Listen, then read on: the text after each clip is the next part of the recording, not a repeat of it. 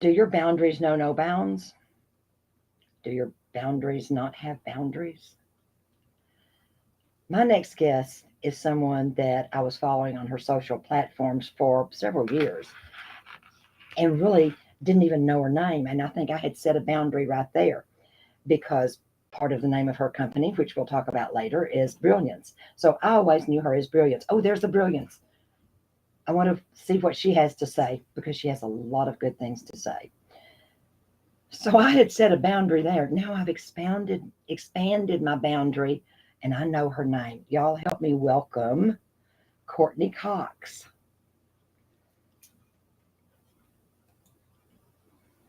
Hi, Cortney. Hello. Hello. Thanks so much for having me today. I am so glad that you agreed to be a guest on Happy Skin Over 50. And I am Jill Russell, host of Happy Skin Over 50. When we've chatted a couple of times, it's been several things like boundaries is so wide or it can be so narrow. You have a Yes, course a teaching about boundaries, right? I do. I do. And your business name, It's Brilliance Advanced Beauty Education. So Brilliance we, Advanced Beauty Education, BABE, babe. babe, gotta love an acronym.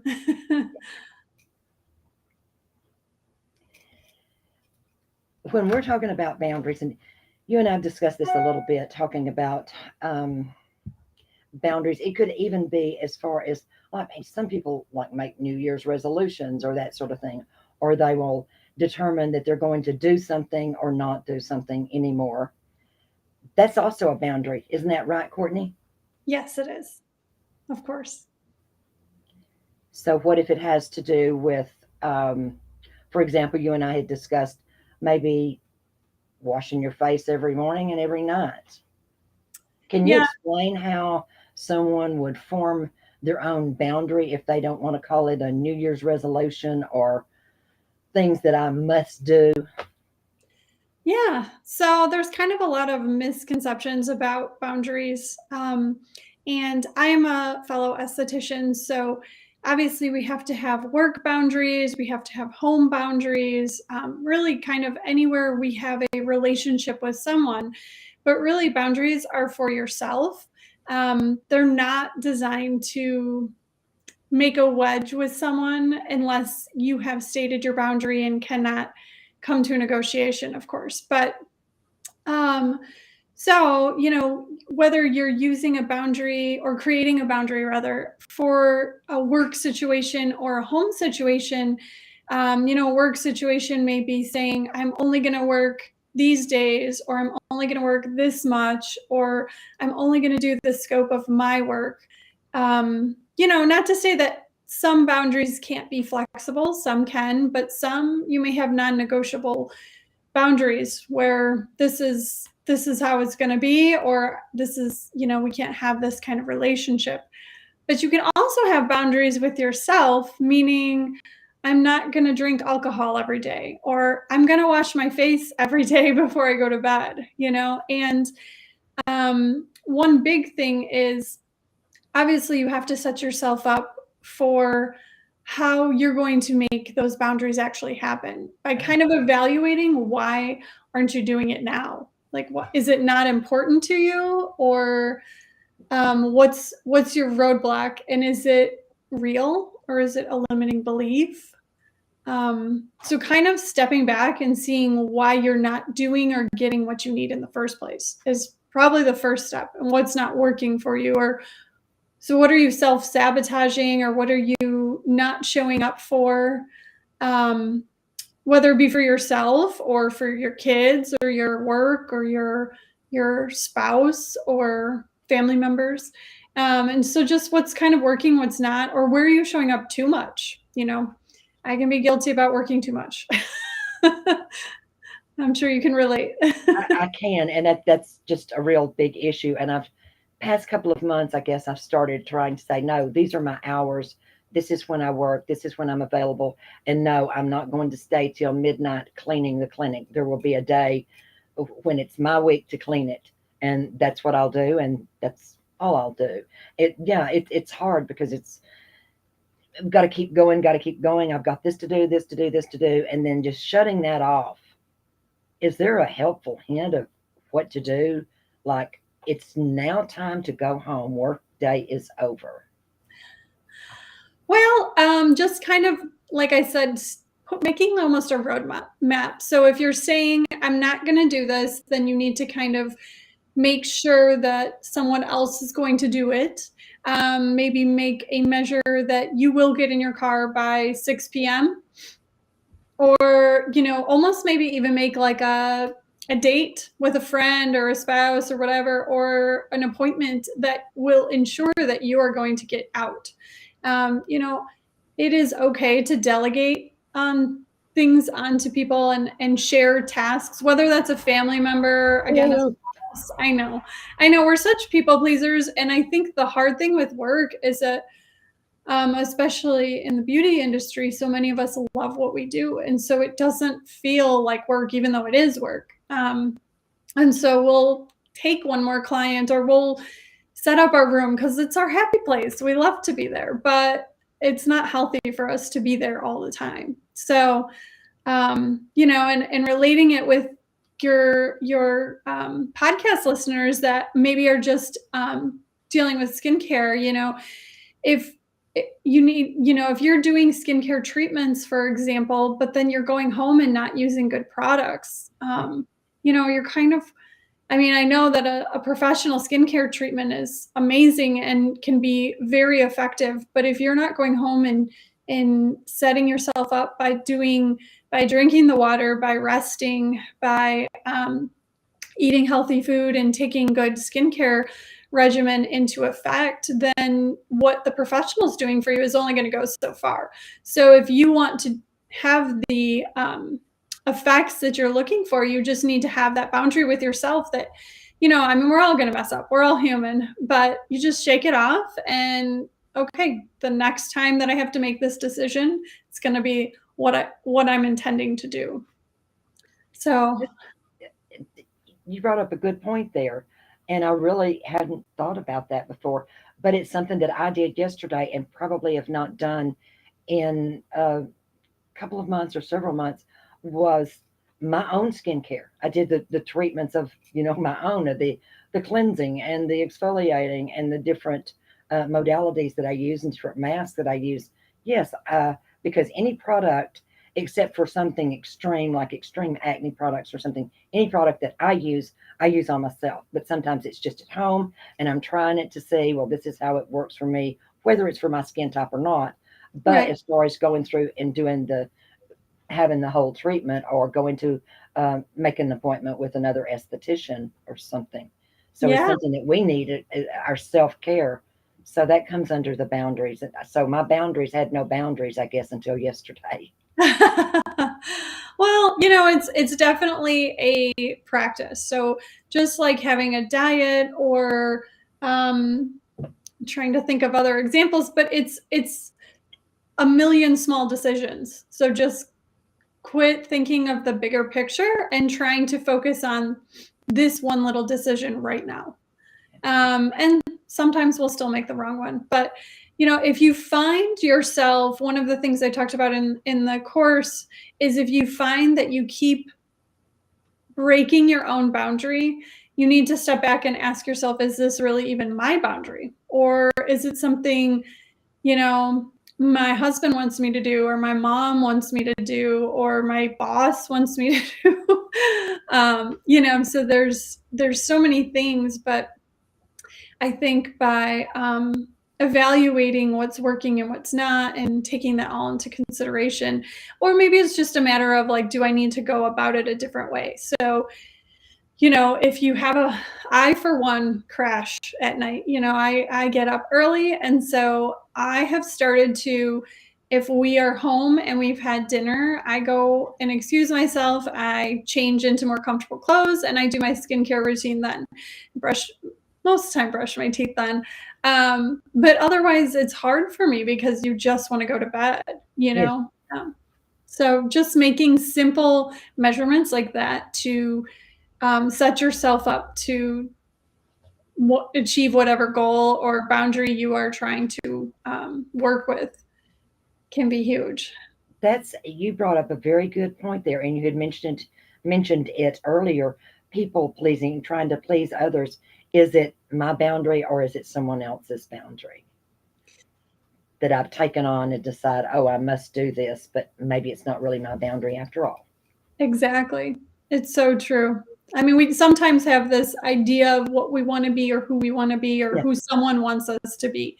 But I mean, we all have, where we bought maybe an outfit or like knitting needles because I thought that would be fun once. And it is fun, but am I a knitter? No, and so it just collects dust. And so, if it's something you're really not passionate about, or if it's a boundary or a goal that really, when you sit back and think about it, isn't important to you, just let it go, or maybe it's just a boundary that's not a hard boundary or a non negotiable one that's a little bit flexible. And another example of that would be, working in a relationship with a boss or a family member where unless it's something pretty serious, a relationship has got to have a little give and take. And so, you know, there has to be some bend, but you have to hold their side to it too. And if they're not bringing it up, bringing up their end of the boundary, then you just have to make that more maybe of a firm one.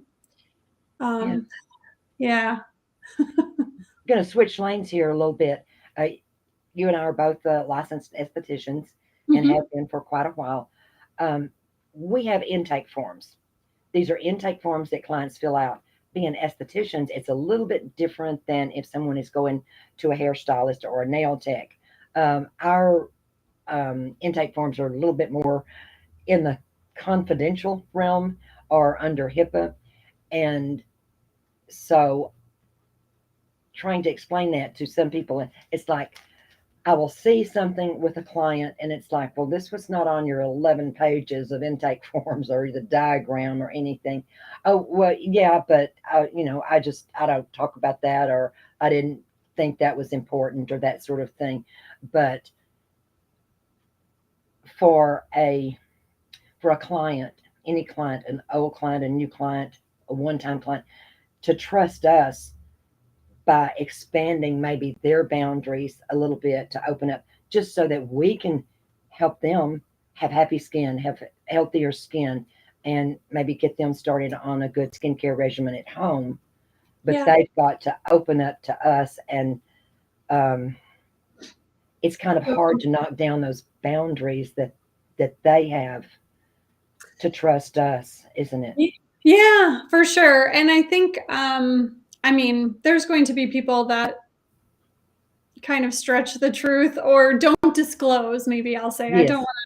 want but ultimately, I think trying to make your client comfortable and understand that everything that is disclosed and discussed in your treatment room is confidential and that it will not be shared is really important. And that really even means, unless, for instance, like if your client, let's say, is a travel agent and doesn't mind you sharing that, if someone wants travel agent guidance, then you share that. But otherwise, really, you should not be discussing what you discuss with your clients with another client or a friend, because the world is small and you would hate to make someone feel uncomfortable just over something silly, let alone something big.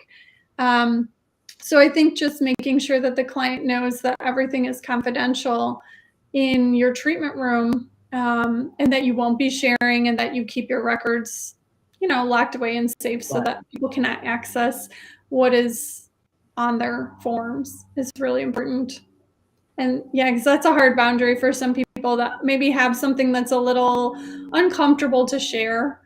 Um, yeah, and I know we talked about kind of in the same perspective how challenging our world is right now, just in so many capacities, and how some people have utilized doing like a silent treatment, because some people relax by talking, but some people really just need silence. And maybe they're not even in a bad space, but maybe they're just, when we have so much thrown at us marketing wise in one day, it's just overwhelming.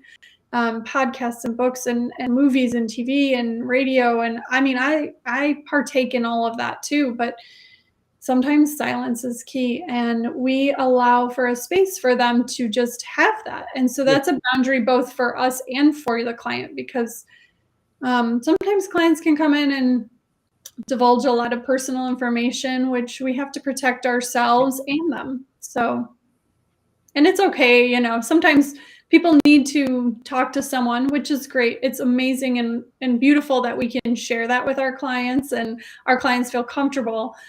But, we shouldn't be returning that. And definitely, it's okay if they're having a time where maybe they just don't want to talk and they just want to relax and have some silence or listen to your music if you have some music playing. And so that's some examples of some client to technician boundaries for sure. Yeah. I want our viewers and listeners to know that in the description, there are links to find Cortney Cox and the different programs that she does offer. And you have started a new one with Start Something Studios. Yeah.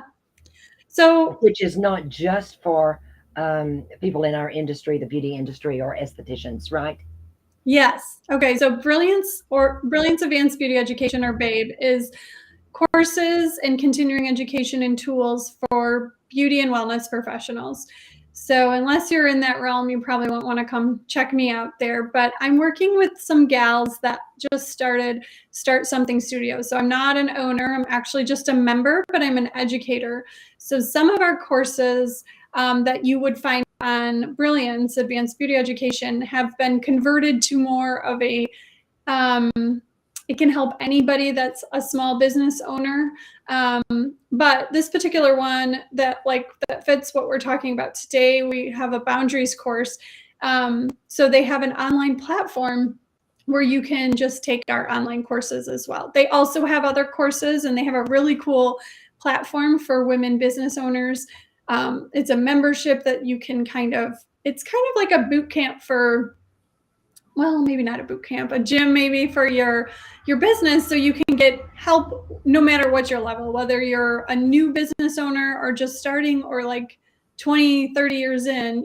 There's always change and adaptation that needs to happen. And so this is just kind of a safe place to be a part of things. But part of it is that they offer online courses, and I've been able to convert some of my courses that they thought would be helpful. So, and Boundaries is obviously one of them. I feel like it's a pain point for so many people. And, Yes.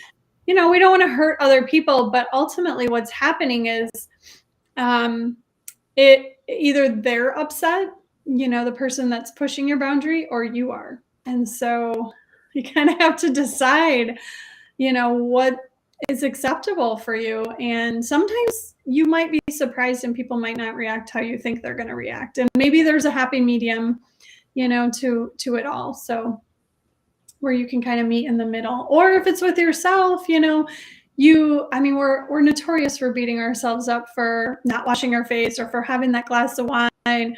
So just working on your boundaries and your goals, making those align together, can really make you stop beating yourself up over things that, are just happening because you haven't committed to changing that. Oh, and that's what it takes. It's commitment to change something. Yeah, for sure. It's behavioral change on Yeah. no matter what, whether we're accepting someone to treat us the way they are or the way we're treating ourselves. Because the reality is so many of us would never treat the way we treat ourselves to our best friend or our mother or our sister or, a loved one. So, yeah. There's so many groups of all kinds of different classifications and organizations and everything. And in some of the groups, I just have to, I don't know, past several years, probably before this pandemic hit and we had the paradigm shift, I just had to quit because people will go in front of 6,000 strangers and ask something in a group online or say something. And it's like, well, you're going to get at least 30 opinions. And that's what you're going to be remembered as with whatever situation you had that you want someone else to give feedback on or help solve. But to our viewers, make it easier on yourself. Look in the description. You can contact Cortney, and she's got a program for that. Right, Cortney? Oh, I do. I do. And it's just makes it really simple for you to, it's a formula that basically makes it really simple for you to break it down and apply it to all kinds of boundaries. So I don't recommend on 12 different new boundaries you might have and tackling them, but maybe just one or two at a time, and then get that strong and figured out, and then moving on to whatever other ones pop up, because things pop up, things change, life evolves. So,